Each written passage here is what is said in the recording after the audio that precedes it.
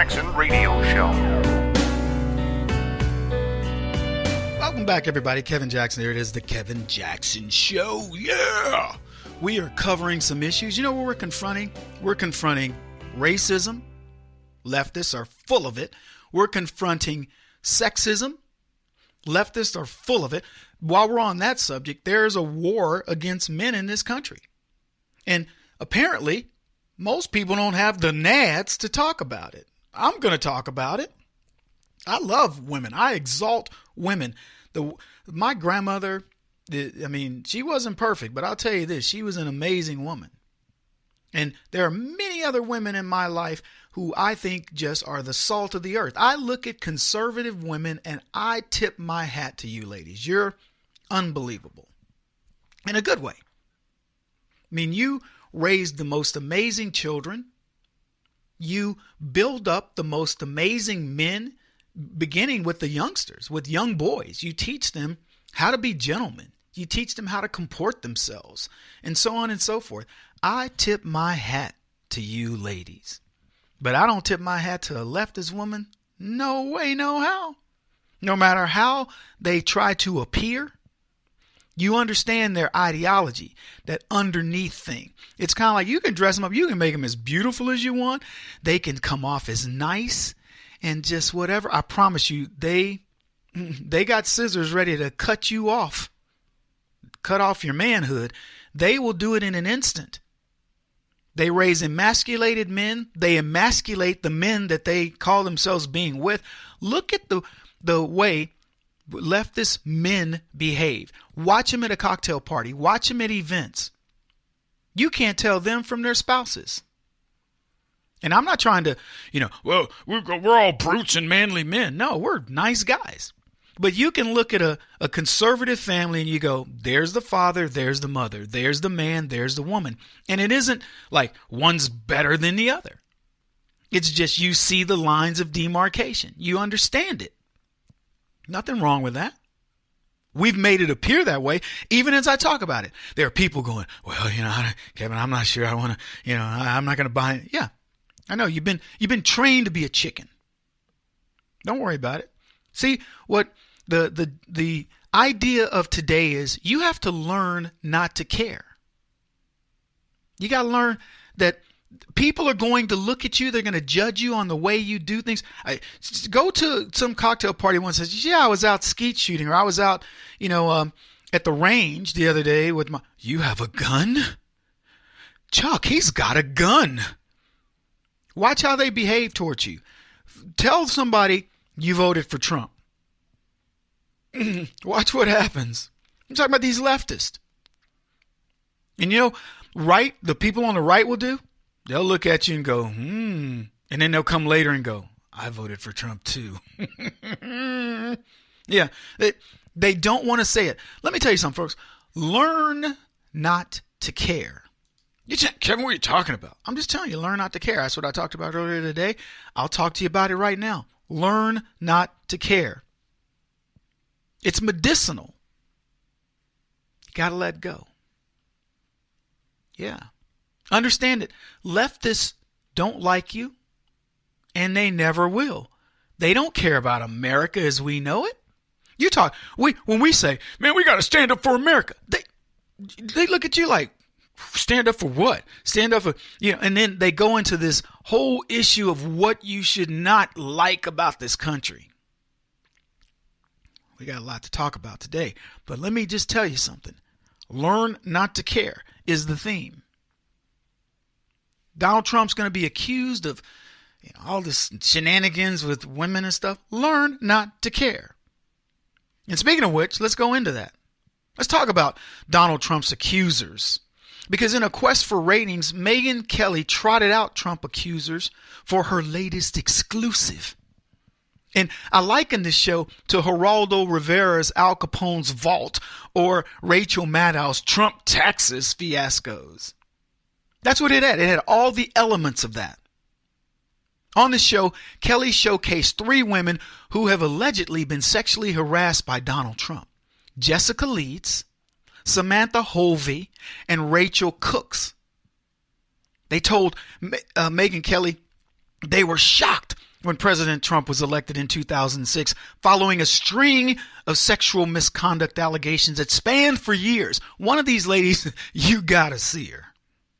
Oh my gosh. My sister would say she toe up from the flow up. And I don't think she was pretty when she was young. But whether she was or she wasn't, you guys have heard me talk about Donald Trump in this vein and say, what? Really? A billionaire playboy can't get play? Donald Trump could, let me tell you, it didn't matter what fetish Donald Trump had.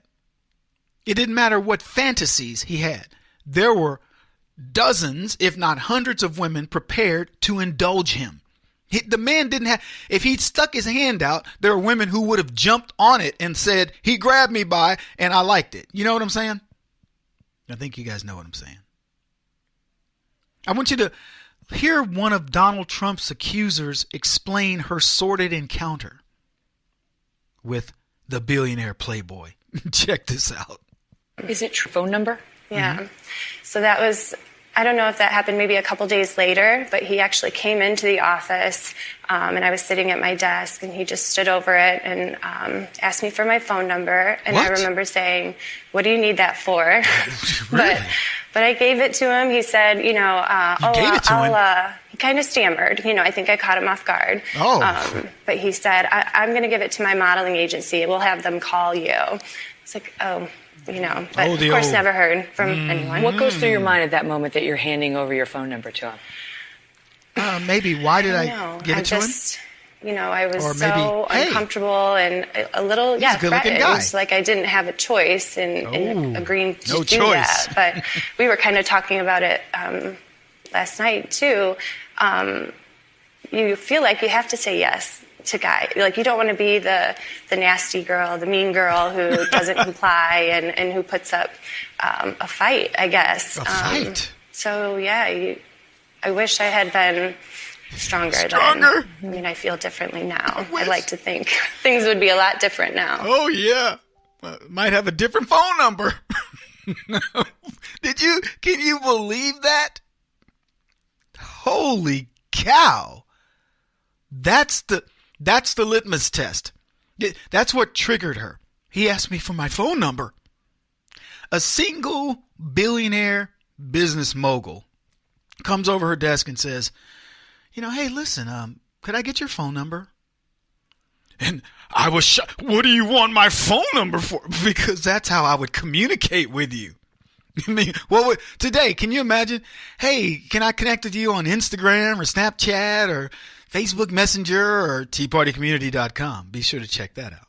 I mean, seriously. Lord knows Donald Trump, billionaire, business mogul, wouldn't have the guts to say, hey, listen, would you want to go out sometime? Yeah, he's too shy.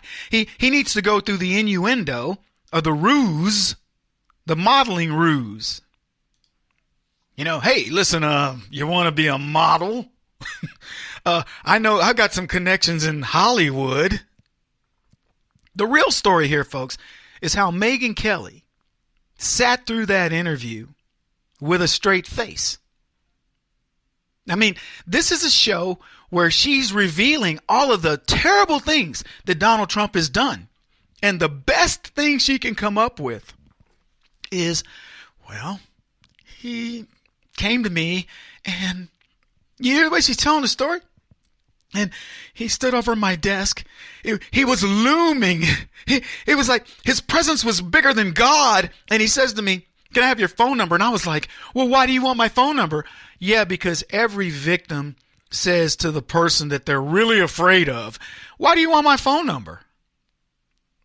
It couldn't be that she was flirting and he was flirting and she was like, well, why do you want my phone number? And he was like, well, I'm going to have my modeling agency call you. Okay, well, here it is. These people are incredible. By the way, this is what's going to get Donald Trump to resign. Impeachable offenses, and Gillibrand said earlier, we've got to have the Senate, people look into this. Donald Trump's going around asking women for their phone numbers, for goodness sakes. Y'all seeing how silly this is? I mean, am I being clear enough? Yeah. Are y'all getting it? You guys got it? Okay. Sometimes I don't know if my sarcasm is coming through. That's That's her encounter.